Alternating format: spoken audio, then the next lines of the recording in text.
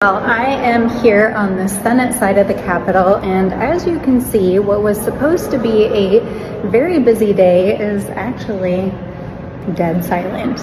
Now, this is because the reconciliation bill, which Republicans had planned to put on the Senate floor today, is, well, let's say things are not going well. Many of the items that they had planned to ram through, including cuts to Medicaid, their tax provisions, the public lands provisions, the list goes on and on and on, didn't make the cut through the parliamentary process. So let me explain that. Some of you may be aware that the Republicans were trying to use a budget gimmick, which is what reconciliation is, basically to ram through their domestic policy agenda that included all of these terrible provisions that we've been talking about for months.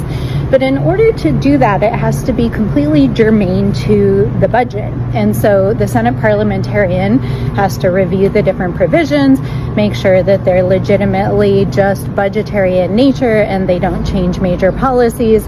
And what has happened over the last several days as these provisions have been put in front of the non-political, non-partisan parliamentarian is that she has made clear that time and time again, the things where Republicans are trying to jam through here in the Senate just don't make the cut. So instead of passing their bill today, instead they're having to go back to the drawing board and start over. Now, we can't, kid ourselves into believing that somehow it's going to not make it happen, but it certainly is a major setback. And the more time it takes for them to get a bill moved to the floor, the more time the public and all of you have the opportunity to call your senators, to call your House members, and tell them how you feel about all the things that they're trying to ram through here in Congress.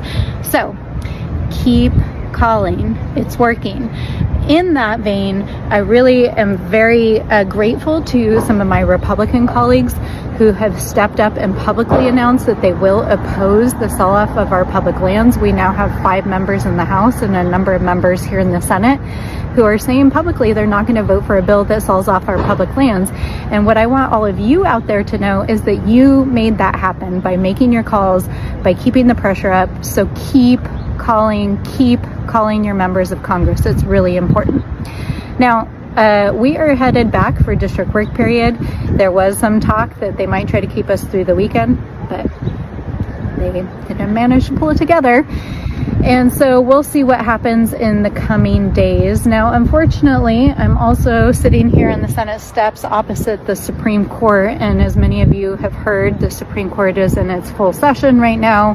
There's a lot of very devastating, difficult, and frankly, I think,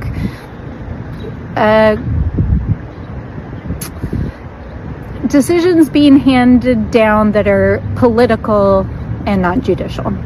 And we just had a major blow dealt to the use of Medicaid to provide reproductive health care.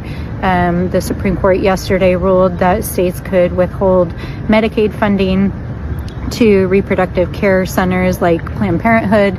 A case was just handed down today regarding these court orders on birthright citizenship. And, I want to remind us all that a year ago this time we were talking about court reform because we knew that the court had been stacked with political appointees who were there to help Donald Trump get his agenda through. And I think we're really seeing that in action with the court majority over the last couple of weeks. So the fight continues on every possible front, but we're in it.